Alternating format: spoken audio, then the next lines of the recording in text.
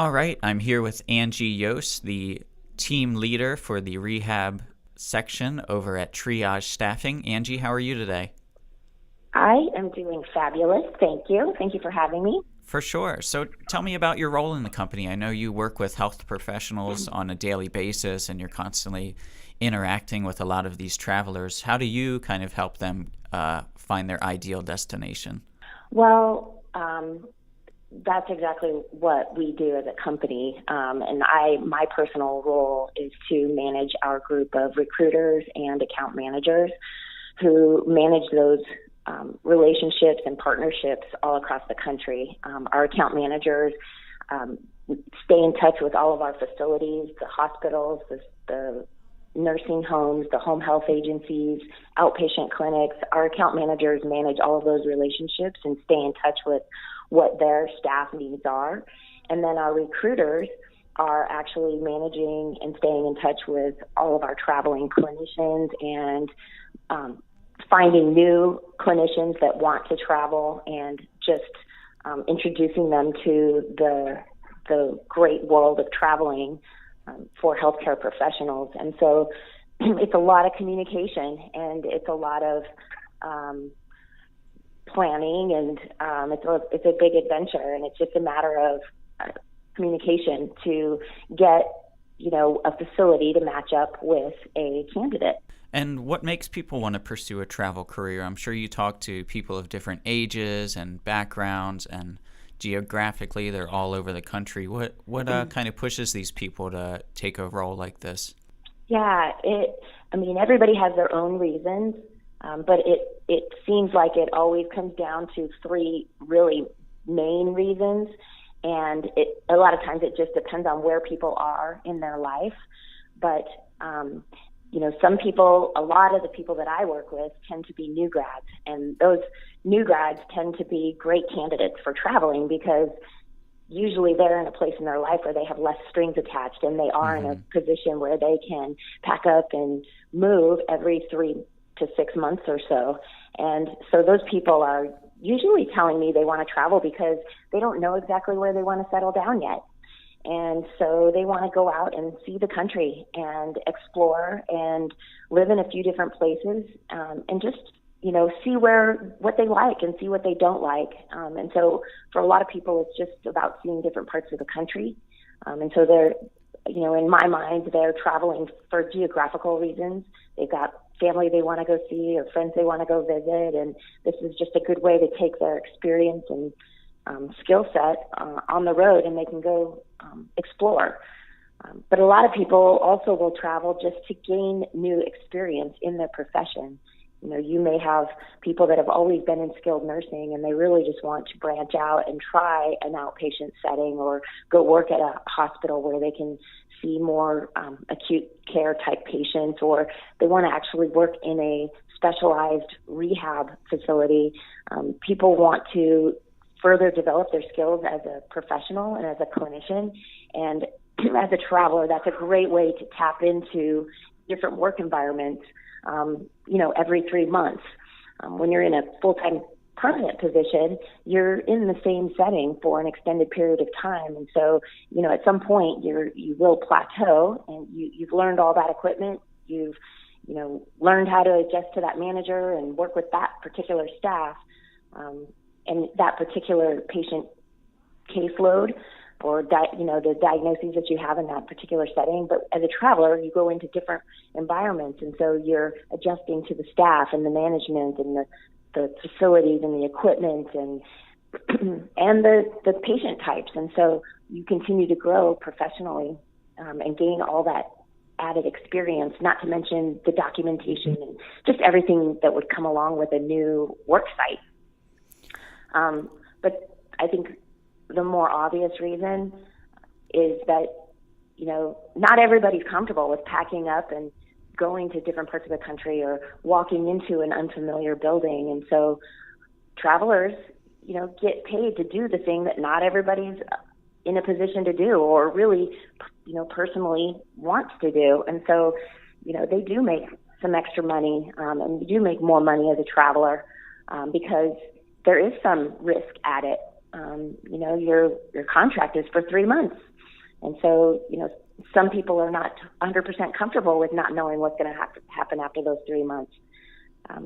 So, really the three main reasons are see different parts of the country, get different experience in different work sites, and then financially, it really helps a person out. It's a great way to pay off student loans or get caught up financially. And what are some of the top travel destinations your clients are heading to? I know from our data, and we'll show it on the blog, obviously the big states like California and Florida are always hot destinations, but what are some of the other ones maybe that people might not come to mind right away? Beauty is in the eye of the beholder.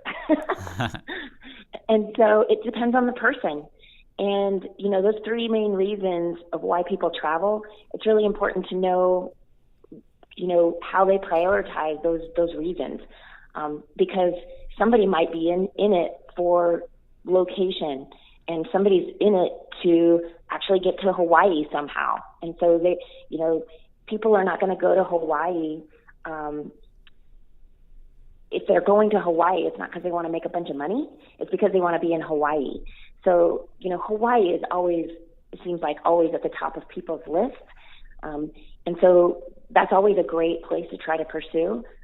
But one of the messages I'm always trying to get across is that everybody wants to be in Hawaii. And so it's basic economics, when we've got a lot of supply that drives the bill rate down. Mm-hmm. And so people go to Hawaii, and that's a popular destination.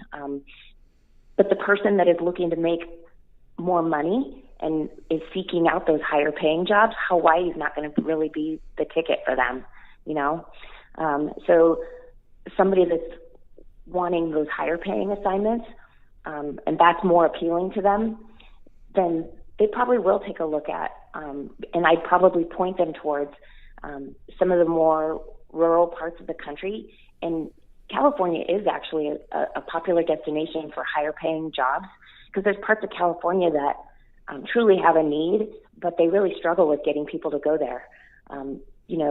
Way northern California, places like Crescent and Eureka, there's health systems out there that are desperately trying to get clinicians out there that are paying really good money.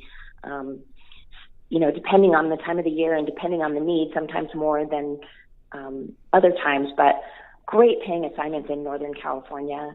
And then also down in the valley, for whatever reason in California, those are some higher paying assignments as well. But people are always asking to go like Austin and San Diego. Mm-hmm. And,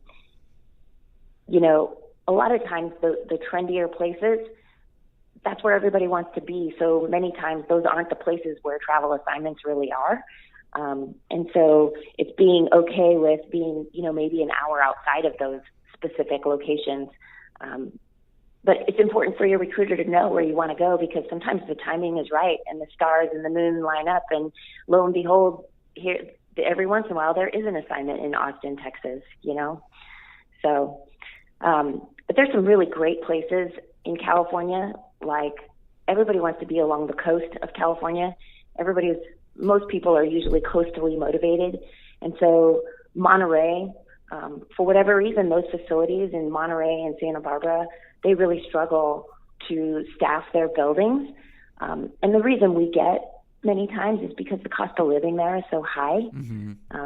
And so those are great places for travelers to be looking towards, because those facilities are regularly having needs because they struggle to staff. And that's because the cost of living is so high. And so those are some great locations that tend to regularly have needs. And yeah, just going off of that, have you seen other cities rise in popularity? I mean, there's obviously a city like Austin kind of became this big hub of nightlife and technology and stuff like that. What other cities other than the Monterreys of California? For California, there's little diamonds in the rough. Like, if you look to the mountains, like Bishop, California, it's a cute little town. And I think that's one of the things about traveling that I always enjoy as a recruiter. Every once in a while, the ideal assignment, the ideal work place happens to show up in a town that you don't really want to go to or that you've never really heard of. But you end up going because you want an outpatient assignment. And more times than not, people end up discovering, gosh, I would have never come here had this assignment not come up, but I'm so glad that I did because it's the cutest little town. And, it's not far from the big cities.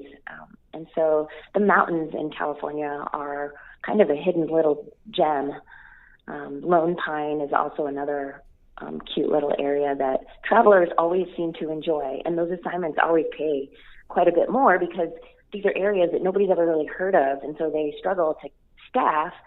And so the facilities know they've got to put a little more budget behind it to get travelers to go there. And I've never had a traveler regret those types of assignments. And just to wrap things up, what advice would you give to maybe those travelers that are still on the fence about taking that leap and becoming a travel health professional? I know it's definitely a big decision. How do you talk to those travelers that might be hesitant to take the jump? It really comes down to what their reservation is, because sometimes they've got some really good reasons that make sense that, yeah, you're right. Traveling isn't for you, but people of all types and families of all types hit the road and actually travel. And I've had people self-profess themselves as type A type people where they like structure and they want to know the plan for the next 12 months. And, they need things just so and very organized. And many times in the contract world, it's not quite like that. But I've had type A people do very well as a traveler. And because they can do so much planning with the 3 months that they get, and, you can actually plan your year out and have the direction that you want to go and work. If you've got a good recruiter, that recruiter is helping you get there. And so even type A personalities, if, you're in a place where you can be mobile and you want to challenge yourself professionally, you want to challenge yourself and build a little character by stepping outside your comfort zone a little bit and go into unfamiliar territory. That's what I would tell people, is that even if you've got, and I know this isn't for everybody, but I've had travelers actually get an RV and homeschool their children and go on the road that way. I know that's not for everybody, but and traveling isn't for everybody because sometimes, the dynamics and the logistics of your family, it just doesn't make sense. But for a lot of people, it really can be a wonderful opportunity to make more money, see different parts of the country, and grow professionally. All right. Well, thanks again, Angie. I appreciate you taking some time to talk with us. I think this will definitely provide some great advice and content for our viewers and our listeners. So once again, I really thank you. Yeah, thank you. Yep. Once again, that's Angie Yost, the rehab team leader from Triage Staffing. Angie, thanks so much. Thank you.